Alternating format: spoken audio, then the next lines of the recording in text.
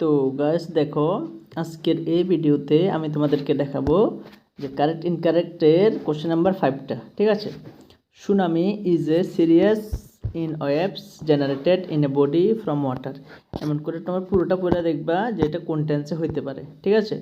তো দেখো এখানে এখানে ওয়েভস একটা আছে, এটা প্রেজেন্টে, এখানে আর আছে প্রেজেন্টে।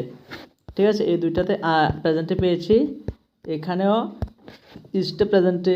বুঝতে পারছো তো, মোটের উপর আমরা প্রেজেন্টে পাইছি বেশিরভাগ। তাহলে পুরোটা কোন টেন্সে লিখুম? প্রেজেন্টেতে। এবার একটা একটা ঠিক ভুল ঠিক করে আমরা, কেমন? সুনামি এটা সিঙ্গুলার, তাহলে ইজটা ইজ হয়ে যাবে। ঠিক আছে, এটাতে কোনো ভুল নাই। কেমন? সুনামি ইজ এ সিরিয়াস, একটা মারাত্মক। ইন ওয়েভস মানে জলের মধ্যে, ঢেউর মধ্যে না, ঢেউর ঢেউর। ঠিক আছে, এই ঢেউর, তাহলে ঢেউর না, র না, এর না, তাহলে ইনটা কি হয়ে যাবে? অফ হয়ে যাবে। ঠিক আছে, ইনটা অফ হয়ে যাবে। তাহলে ভুল কি? ইন, সঠিক উত্তর অফ। তাহলে tsunami is a serious of waves generated in a body from water.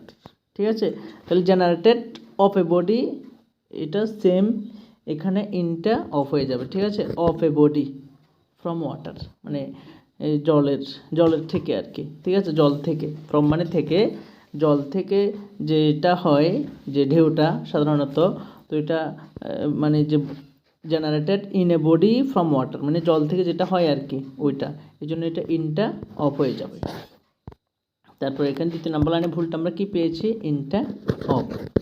ঠিক আছে, তারপরে দেখো জেনারেটেড, এটা পড়েছি। তারপরে causing poverty damage and loss in life মানে জীবনের মধ্যে না, জীবনের বোঝাবে। কেমন? তাহলে এখানে জীবনের না, তাহলে ইনটা কি হয়ে যাবে? সেম অফ হয়ে যাবে। কজিং প্রপার্টি না, এক প্রপার্টি হবে, সম্পদ, প্রপার্টি। ঠিক আছে, প্রপার্টি মানে সম্পদ, ড্যামেজ মানে সম্পদ নষ্ট হয়, এবং লস অফ লাইফ এবং জীবনের ক্ষতি হয় আর কি, এটা বোঝাচ্ছে। হ্যাঁ, property damage and loss of life মানে জীবনের ধ্বংস এবং সম্পদের নষ্টের কারণ হয়ে দাঁড়াচ্ছে এই জিনিসগুলা, ঢেউটা। ঠিক আছে, তারপরে তাহলে এই তৃতীয় নাম্বার লাইন আমরা ভুল পেয়েছি, ইনটা অফ হয়ে যাবে। কেমন?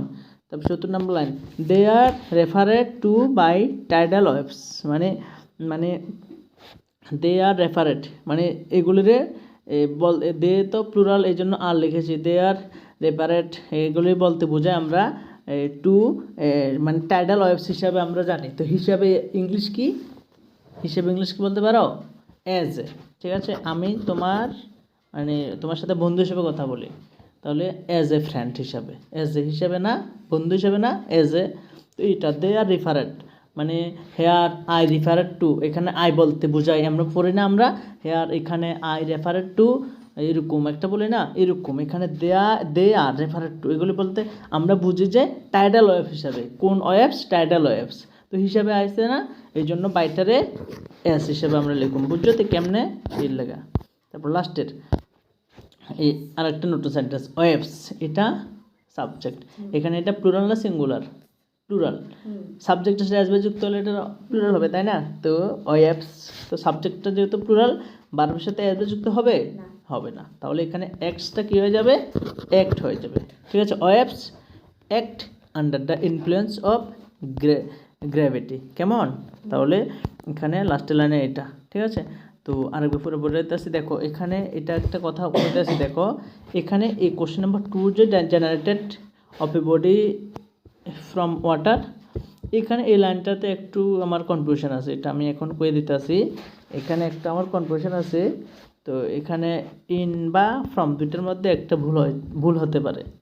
তো এখানে আমার মনে হয় এখানে ইনটা অফ হতে পারে। ঠিক আছে, তো তোমাদের মধ্যে যদি কেউ কারেক্টলি 100% শিওর হিসেবে জানতে পারো, তাহলে একটু কমেন্ট করে জানাবো। ঠিক আছে, বাট আমি আমার ভিডিওতে বা আমি যাদেরকে পড়াই, আমি 100% শিওর হয়েই তারপরে পড়াই, ভুল পড়াইতাম না কোনো দিনও। ঠিক আছে, তো এটা অনেক দেখার পরেও এটা আমি কারেক্ট টাইম পাইতেছি না কোথাও, বুঝছো নি? তো এখানে আপাতত এটা আমি বইতে অফ পেয়েছি। ঠিক আছে, একটা বইতে আমি অফে পেয়েছি, তো এই জন্য আমি অফটাই দিয়েছি। কেমন? তারপরে আশা করি আরেকবার পুরোটা পড়ে আসি। Tsunami is a serious of waves generated of A body from water. ঠিক আছে, এটা অফ দিবা কিন্তু তোমরা পরীক্ষাতে, কেন? কারণ আমি একটা বইতে, ঠিক আছে, পিপি প্রকাশনীর একটা বই রয়েছে, ওইখানটাতে এইটা রয়েছে, তো ওইটা থেকে আমি ইনটা অফ পেয়েছি ওইখানে, এবং এটাই আই থিঙ্ক আমার মনে হয় অফ, ওইখানে বইটা দিয়েছে অফ, ঠিক আছে, অফটা দিবে কিন্তু তোমরা। তো তোমরাও যদি কনভার্সন ভেবে ইনের জায়গায় ইনটা ঠিক দিয়ে ফ্রমের জায়গায় অন্য কিছু দিবা না, ঠিক আছে। তো তারপরে generated of A body from water, তারপরে লাস্টে একবার পরে দিতেছি causing property damage and loss of water, they are referred to as a tidal waves act under the influence of gravity. কেমন? আজকের জন্য টাটা।